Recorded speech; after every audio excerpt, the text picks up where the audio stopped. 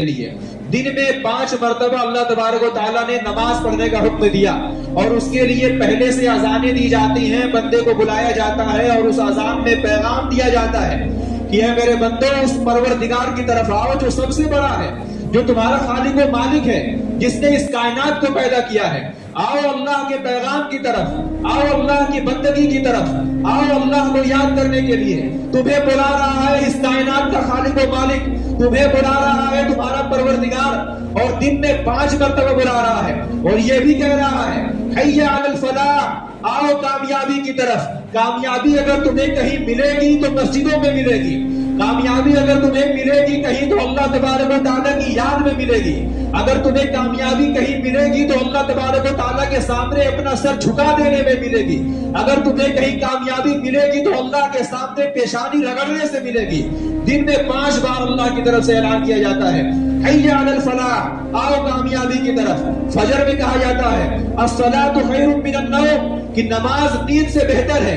اس میٹھی نیند میں جو تم مشغول ہو اور اللہ تبارک و تعالیٰ کی یاد سے غافل اپنے بستروں کے اوپر پڑے ہوئے ہو، اس نیند سے 1000 درجے بہتر ہے کہ تم نماز قائم کرو اور اپنا منہ دھو کر کے اللہ کے سامنے کھڑے ہو جاؤ اور اللہ کے نام کی عظمت اور اللہ کے نام کی پاکی بیان کرو۔ لیکن کیا اثر ہوتا ہے ہمارے دلوں کے اوپر، اور کیا اثر ہوتا ہے اللہ تبارک و تعالیٰ کی اس دعوت کا، اللہ تبارک و تعالیٰ کے اس بلانے کا، کہ دن میں 5 مرتبہ بلا رہا ہے اللہ جو اس کائنات کا خالق و مالک ہے، کہ جس کی مرضی کے بغیر اس کائنات کے اندر ایک پتا نہیں ہل سکتا، کہ جس کی حکومت کائنات کے چپے چپے کے اوپر ہے، جس نے تمہیں پیدا کیا، جو کھلا رہا ہے، جو پلا رہا ہے، جس کی بنائی ہوئی زمین میں تم رہتے ہو اور جس کے بنائے ہوئے آسمان کے نیچے تم زندگی گزارتے ہو، جس کی بنائی ہوئی فضا کے اندر تم سانس لیتے ہو، وہ چاہے تو ایک سانس نہ اندر جائے اور نہ باہر آئے، وہ پروردگار بلا رہا ہے۔ آپ تصور کیجئے کہ مالک الملک، سلطانوں کا سلطان، بادشاہوں کا بادشاہ، شہنشاہوں کا شہنشاہ، وہ اللہ بلا رہا ہے۔ اس اللہ کے سامنے ہماری یہ مجال، ہم نہیں جاتے ہیں اللہ کے بلانے پر، ہم نہیں لبیک کہتے ہیں اللہ کی دعوت پر، ہم سنی انسنی کر دیتے ہیں۔ گویا ہم اللہ سے کہتے رہے کہ تو بلاتا رہے، بلاتا رہے، 5 بار بولا، 10 بار بولا، 1000 بار بولا، کہ ہمارے کام تیرے بلانے سے بڑے ہیں، ہماری نیند تمہارے بلانے سے بڑی ہے، ہم اپنی بستروں پر سوئے رہیں گے، ہم اپنے بیوی بچوں میں مشغول رہیں گے، ہم اپنے کاروبار کے اندر اور دکانوں کے اندر مشغول رہیں گے، ہم اپنی کھیتی باڑی کے اندر مشغول رہیں گے۔ تو بلاتا رہے تو ہوگا مالک الملک، نعوذ باللہ، لیکن ہم نہیں جائیں گے تیرے بلانے پر، یہ ہم کہتے ہیں اپنے عمل کے ذریعے سے، اور گویا کہ اللہ تبارک و تعالیٰ کی دعوت کا ہم انکار کر دیتے ہیں، اللہ تبارک و تعالیٰ کے بلانے کا ہم انکار کر دیتے ہیں۔ کیا وہ بندہ کبھی کامیاب ہو سکتا ہے؟ کیا وہ آدمی کبھی عزت پا سکتا ہے؟ وہ ذلیل ہو کر کے رہے گا، اس دنیا میں بھی ذلیل ہوگا اور مرنے کے بعد بھی ذلیل ہوگا۔ اسے عزت نہیں مل سکتی جو اللہ تبارک و تعالیٰ سے روبردانی کرے، جو اللہ سے منہ پھیر لے، تو پھر اسے مرنا ہے، اور اس دنیا کے اندر بھی مرنا ہے اور اس آخرت کے اندر بھی مرنا ہے۔ وہ اللہ رب العالمین کی جس کے سامنے ہماری کیا حیثیت ہے، اس پوری کائنات کی، وہ کہتا ہے کہ اس پوری کائنات کی اور اس کائنات میں بسنے والے انسانوں کی اور جناتوں کی اور فرشتوں کی اور طرح طرح کے کیڑوں مکوڑوں کی اور جانوروں کی اور حیوانات کی میری نظر میں حیثیت ایک مچھر کے پر کے برابر بھی نہیں ہے۔ وہ اللہ ہے، وہ رب العالمین ہے، جس نے اس پوری کائنات کو پیدا کیا ہے، جس نے اس پورے عالم کو برپا کیا ہے، وہ اللہ رب العالمین۔ اس کی دعوت کو ہم ٹھکرا دیتے ہیں، اس کے بلانے پر ہم نہیں جاتے ہیں۔ وہ بلا رہا ہے، 5 بار بلا رہا ہے، ایک بار بھی ہم اس کی آواز پر لبیک نہیں کہتے ہیں۔ کیسا انسان ہے، کیسا بےہودہ انسان ہے، اور کیسا بدبخت اور کیسا بدنصیب انسان ہے کہ اللہ رب العالمین کے بلانے پر نہیں آتا۔ تو اے انسانوں، اے مسلمانوں، سوچو، غور کرو کہ اس رب العالمین کی دعوت کو ہم ٹھکراتے ہیں، ہمارا کچھ بنے گا؟ وہ اللہ رب العالمین جو کہتا ہے اگر میری بات نہیں مانو گے، اگر میرے آگے اپنا سر نہیں جھکاؤ گے، اگر میری اطاعت و فرما برداری نہیں کرو گے، تو ایسی آگ میں نے تیار کر رکھی ہے کہ تم اس کا تصور نہیں کر سکتے۔ دنیا کی آگ میں تم 1 سیکنڈ بھی اپنے جسم کی ایک معمولی سے انگلی نہیں جلا سکتے۔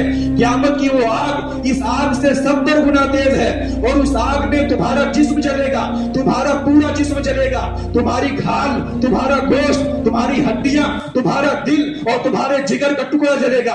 تم برداشت کر پاؤ گے اس آگ کو؟ تم سہ پاؤ گے اس آگ کو؟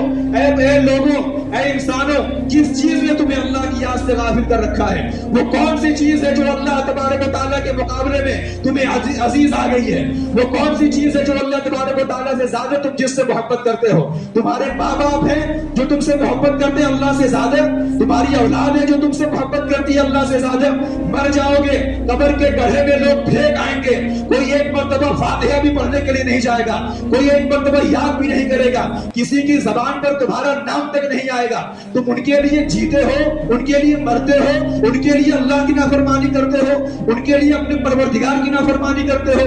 उस अल्लाह, वो अल्लाह जो तुमसे तुम्हारे माँ बाप से बढ़ करके मोहब्बत करता है, वो अल्लाह जिसने तुम्हें वजूद बख्शा है। क्या थे तुम, क्या हैसियत थी तुम्हारी? वो तुम्हारा कोई नाम इस दुनिया के अंदर नहीं था, इस कायनात के अंदर तुम मौजूद ही नहीं थे।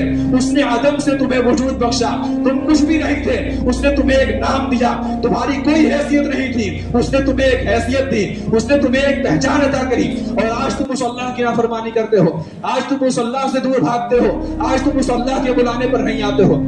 हमें गौर करना चाहिए, हम सबको गौर करना चाहिए, अपने अमाल पर गौर करना चाहिए कि हम कहाँ जा रहे हैं, किस सिमत में बढ़ते चले जा रहे हैं। अल्लाह से दूर हो करके, अल्लाह से मुंह फेर करके क्या हम कभी कामयाब हो सकते हैं?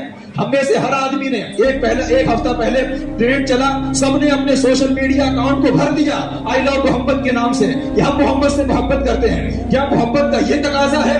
हुजूर पाक सल्लल्लाहु अलैहि वसल्लम ने फरमाया, कुर्रतु ऐनी फी सलाह, मुझे सुकून नमाज के अंदर मिलता है, मेरी आंखों की ठंडक नमाज है। तुम मोहम्मद से मोहब्बत का दावा करते हो, तुम कहते हो कि हमारे दिल में हुजूर बसते हैं, तुम कहते हो कि हम अपनी जान से बढ़कर के हुजूर से मोहब्बत करते हैं। ये कैसी मोहब्बत है कि जो तुम्हें अपने बिस्तरों से नहीं उठा पाती है? ये कैसी मोहब्बत है जो तुमसे तुम्हारा कारोबार नहीं छोड़ा पाती है? ये कैसी मोहब्बत है कि जो तुमसे तुम्हारी दोस्तों की मजलिसों से नहीं उठा पाती है? तुम दावा कर रहे हो मोहब्बत का, ये मोहब्बत है? कोई आदमी कहे कि मैं अपने बाप को बहुत मानता हूँ लेकिन उसकी कोई बात नहीं मानता हूँ, क्या ये मोहब्बत है? इसे मोहब्बत कहा जाएगा? अगर तुम किसी से मोहब्बत करते हो तो उसकी हर बात मानोगे, तुम उसकी हर आवाज पर लब्बैक कहोगे। तुम कहते हो कि हम मोहम्मद से मोहब्बत करते हैं, सिर्फ ज़बानी दावा है और ये दावा तुम्हारे मुंह पर मार दिया जाएगा अगर तुम्हारा हाथ आमाल से खाली होगा।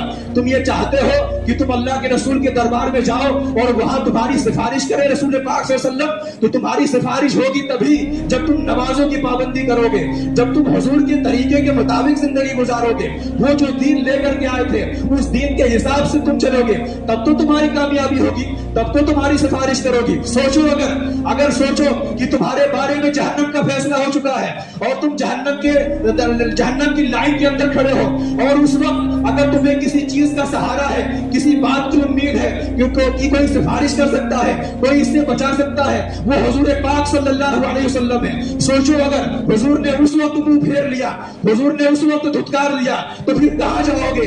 किसके दर पर जाओगे? किससे रहम की भीख मांगोगे? किससे कहोगे? उस हुजूर की सुन्नतों का सल्लल्लाहु अलैहि वसल्लम दिन रात मजाक उड़ाते हैं हम। हद हो गई है मजाक उड़ाने की। कोई ख्याल नहीं है कि अल्लाह के रसूल सल्लल्लाहु अलैहि वसल्लम ने कहा था कुर्रतु ऐनी फी सलाह, मेरे आंखों की ठंडक नमाज में है। और यही नहीं, जाते जाते इस दुनिया से रुखसत होते होते आप जानते हैं कि आखिरी कलमा हुजूर पाक ने क्या कहा था, आखिरी वसीयत हुजूर ने क्या कही थी, आखिरी नसीहत हुजूर ने क्या की थी? अस्सलाह व मा मलकत ऐमानुकुम, कि लोगों नमाजों की पाबंदी करना, नमाजों की पाबंदी करना। हज़रत आयशा कहती है ये आखिरी वसीयत है, ये आखिरी नसीहत है जो हुजूर पाक ने मुसलमानों को की थी। तुम उसकी अहमियत का अंदाजा नहीं लगा पा रहे हो कि मरता हुआ इस कायनात का सरदार और इस कायनात का सरवर जब इस दुनिया से रुखसत हो रहा है, जब वो अल्लाह रब्बुल आलमीन के दरबार में जा रहा है, तो वो क्या नसीहत कर रहा है, वो क्या वसीयत कर रहा है अपने मानने वालों को? अस्सलाह, नमाजों की पाबंदी करना, वमा मलकत ऐमानुकुम, और अपने गुलामों के साथ अच्छा सलूक व बर्ताव करना। ये नसीहत है हुजूर की, हमने मजाक उड़ाया उसका। ये वो वसीयत है हुजूर की, हमने मजाक उड़ाया उसका। हमें कोई ख्याल नहीं है हुजूर पाक सल्लल्लाहु अलैहि वसल्लम का कि सुन्नतों का कोई पास नहीं है। अभी वक्त है, अभी ठहरने का वक्त है, अभी बचने का वक्त है, अभी सीधा रास्ता इख्तियार करने का वक्त है, वरना वो वक्त खत्म हो जाएगा। वो वक्त खत्म हो जाएगा जब इस कायनात को छोड़ करके हम कब्र के गड्ढे में तन्हा पड़े होंगे, कोई हमारे काम नहीं आएगा। آئے گا جب اللہ رب العالمین کے دربار میں تمام اولون آخرین کا اجتماع ہوگا. سب لوگ کھڑے ہوں گے, ہاتھ باندھ کر کے کھڑے ہوں گے. اللہ کا دربار ہوگا, رب العالمین کا دربار ہوگا. کسی کو آنکھ اٹھانے کی بھی ہمت نہیں ہوگی. اللہ تبارک و تعالیٰ کے روب کا ایسا عالم ہوگا کہ کوئی بات نہیں کر پائے گا. اس دربار میں مجھے بھی کھڑا ہونا ہے, آپ کو بھی کھڑا ہونا ہے, اپنے عمل کا حساب دینا ہے. آپ تصور کیجئے اگر ہم نماز تک نہیں پڑھیں گے تو کون سا عمل لے کر کے جائیں گے؟ کس بلبوتے پر اور کس منہ سے ہم حضور پاک صلی اللہ علیہ وسلم کا سامنا کریں گے اور اللہ کے سامنے کھڑے ہوں گے؟ تو اے لوگوں, ابھی وقت ہے, ہم سب کے لیے وقت ہے, ابھی سنبھلنے کا وقت ہے, ابھی بچنے کا وقت ہے. ابھی رک جائیے, ٹھہر جائیے, اپنی زندگی پر غور کیجئے. جو 5 بار مؤذن بلاتا ہے اس کی آوازوں پر لبیک کہیے اور اللہ رب العالمین کے دربار میں بڑھیے. آئیے, سکون آپ کو یہاں ملے گا, ان مسجدوں کے اندر ملے گا, ان فرشوں کے اوپر ملے گا. آپ اپنی پیشانی رگڑیے اللہ کے سامنے, تب آپ کو مزہ آئے گا زندگی کا. اور اللہ کے نام کی تسبیح بیان کیجئے, اللہ کے نام کی بڑائی بیان کیجئے. دن بھر آپ کی زبان پر اللہ اللہ ہونا چاہیے.